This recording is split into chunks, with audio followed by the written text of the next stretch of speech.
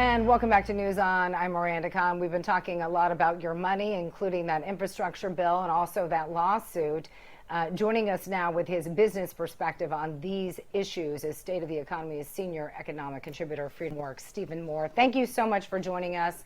A lot of concerns out there when it comes to inflation, this infrastructure bill. Again, we're expecting the report to come out to see whether or not the numbers add up. Not to mention landlords now suing the CDC for doing this eviction moratorium and extending that till October.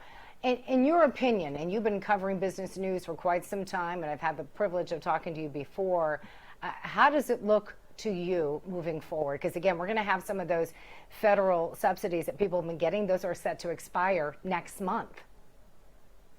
Hi, Miranda. Great to be with you again. So, first of all, with respect to the moratorium on evictions, I heard you guys talking about this earlier on the show. I mean, this is clearly unconstitutional.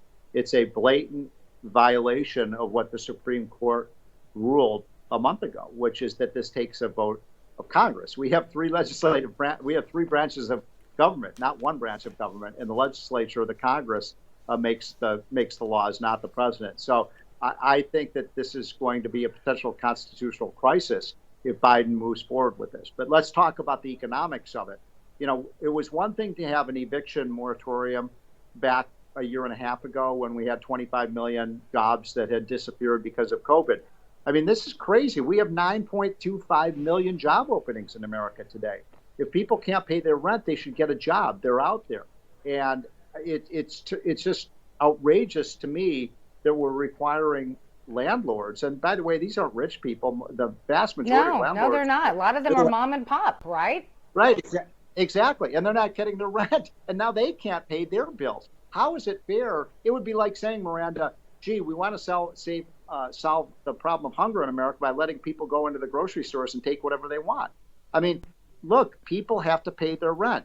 And you've got people now for 16, 17 months now who've paid no rent. I don't understand the logic of it. Yeah, and at the same time, I mean, obviously, our hearts go out to people who've been struggling, because even if you did get, the PP loan, or if you got the tax credits, I mean, certainly that is not going to make up for months and months without getting a regular salary. That's true. But don't forget, Miranda, I mean, the jobs are there now. That was the situation last year. We're in a situation right now. I mean, look, let's go to the folks who say they can't pay their rent. Let's hold them by the hand and say, here's a business. They have a job for you. Now you can pay your rent. Look, there's special circumstances, of course, where some people are unable to vote. I mean, to work. But we've set up a system through unemployment insurance, eviction moratoriums, massive increases in food stamps, paying people these payments. And a lot of people are making more money staying out of work than working today. That makes no sense. So let me ask you this, because a lot of people have been arguing that the CDC and the Biden administration did this anyway, knowing how the Supreme Court already ruled, to just kind of buy itself some more time. Do you agree with that? Yeah. I mean, every indication is Joe Biden knew that what he was doing was a violation of the law, and he still did it. And they just asserted the power to do it. And it's almost like, there was a famous incident, previously in history where one of the presidents said, well, the Supreme Court has made its decision. Let's see them enforce it. And that's why I say this could be a constitutional crisis. How does the Supreme Court, which is the last word on the constitutionality of these things, how does it enforce its decisions? Now, what happened here, just so people know, that it was Kavanaugh who was, was the swing vote on this decision. And he said, you can have an eviction moratorium, but Congress has to pass a law. It has to go through the House and Senate. It never did. Mm-hmm. It never did. So that's the issue. It expired over the weekend. Democrats didn't act, and it expired. And then the CDC did this. So real quickly, in the few minutes that I have remaining with you, you mentioned a constitutional crisis, but let's talk about this possible economic crisis real quickly. Want to get your thoughts on that. Obviously, Senators Rand Paul really concerned about inflation going up and spending. We're expecting this report to come out to say whether or not the numbers add up when it comes to this $1 trillion infrastructure bill. and that it won't add to inflation. In your opinion, what do you expect the findings of that report to be? I think inflation is a real problem in the economy. I think you'd have to have your head in the sand not to see that. I think the only people who don't think inflation is a problem is the people at the Federal Reserve Board.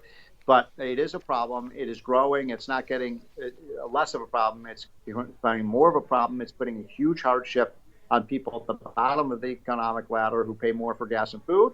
And the worst possible thing we could do now, Miranda, given our inflation problem, is to continue to pass these debt bills. We got the $1 trillion, it's not an infrastructure bill, it's a green energy bill. And then they're talking about a $3 trillion bill after that. And you may recall about a week and a half ago, Joe Biden said on the CNN town hall meeting, the best way to stop inflation is to pass my $3.5 trillion debt bill. I mean, really? That's like saying the best way to stop a forest fire is to dump, gasoline on it. It's going to make inflation much worse. And the decisions we make in the next 3 or 4 months on these massive multi-trillion-dollar spending bills will have ramifications for our country, negative ramifications for not years, but decades to come. Stephen Moore, thank you so much for joining us here on News On. Pleasure to have you on. Thanks, Miranda. Have a great day. So there you heard it, decades to come, possibly. Joining us live now to weigh on the political ramifications of all of this is CEO and founder of Swoosh, Melissa Armo, and pastor of Peaceable Gather, Pastor Brian Gibson. So there you just heard Stephen Moore giving kind of a very grim, to say the least, forecast when it comes to the economy if bills like this pass. Again, we're still waiting that report.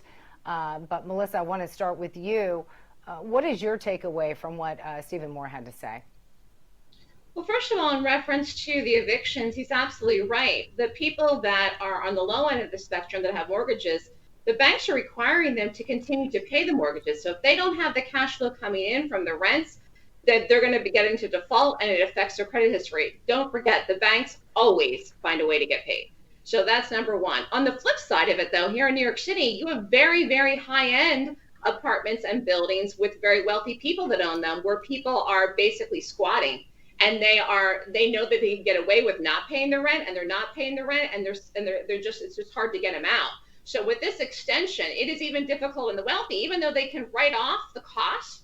Nobody wants to have to do that. And what I'm finding the last few months, at least here in New York City, is when they're able to get somebody out, they're jacking up the prices of the rent to try to make up the difference that they lost in 2020. So they might raise the price of the rent like 30% to cover the lost rent that they got the whole last year. It's really a difficult situation right now. As far as the economy, I've said it all along, I do not think that we're in a temporary inflationary period. And if they're going to pass this huge, enormous spending bill, I do think it's going to carry into 2022. And already we're seeing the rising costs. As far as the job openings, he mentioned that as well. There are job openings. Why don't people want to go back to work? Are they scared about the virus? I mean, the CDC isn't doing anything to not scare people or lessen the fear when they're getting on TV every day. And when the president says, he whips out a card and says this many people died, I mean, people are scared. They may not want to go back to work because they're afraid of getting sick. All right, Pastor, we're coming up across a commercial break, and I want to give you adequate time to respond, as Melissa did, to what Stephen Moore had to say, and again, his economic forecast. As you heard Melissa say, she does not believe that this is temporary, that this is going to go on for quite some time. And of course, depending on how long that could go, right? We don't know what's going to happen with this infrastructure bill or if this reconciliation package is going to go through. So I'm going to ask both of you to stick around. We're going to talk about that, and also the future of the governor of New York. Not looking too good. Again, he's saying he refuses to step down. He's reportedly coming up with some strategy to avoid having to do that. Meanwhile, members of his own party, the vast majority of them, are saying he needs to step down and are, in fact, discussing ways to impeach him. So what's the likelihood of that happening? And again, could he also face criminal charges? And what does the future hold for his brother, Quis, right? What does the future hold for him? We're going to talk about that coming up next. You're watching News On.